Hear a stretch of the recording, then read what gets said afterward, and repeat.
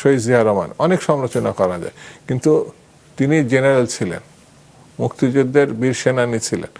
তার কাছ থেকে কিন্তু মানুষ গণতন্ত্র পূর্ণবার ফিরে পেয়েছিল 78-এ, 79-এ, মানে 15ই আগস্টের পট পরিবর্তনের পরে।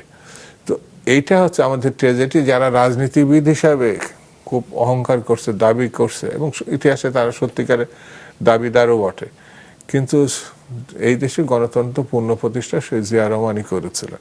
সেই জন্য আমার কাছে মনে হয়েছে যে এখানে মুক্তিযুদ্ধ, যেমন শেখ মুজিব প্রধান নেতা ছিলেন সেই সময়, কিন্তু মুক্তিযুদ্ধের ঘোষক না, এই মেজর আমাদের শহীদ জিয়া রহমান সেই তৎকালীন।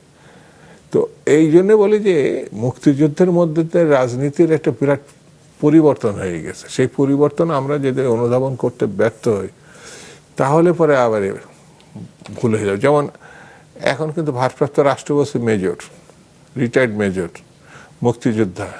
তো এনে ভালো লেখক, বুদ্ধিজীবী পর্যায়ের একজন মানুষ, অনেক লেখা দেখবেন পত্রপত্রিকায় আসছে। তো এখন যদি আমি শুধু মেজর বলে তাকে মনে করি যে তিনি রাষ্ট্রপতি হয়েছেন, এটা তো ঠিক হবে না।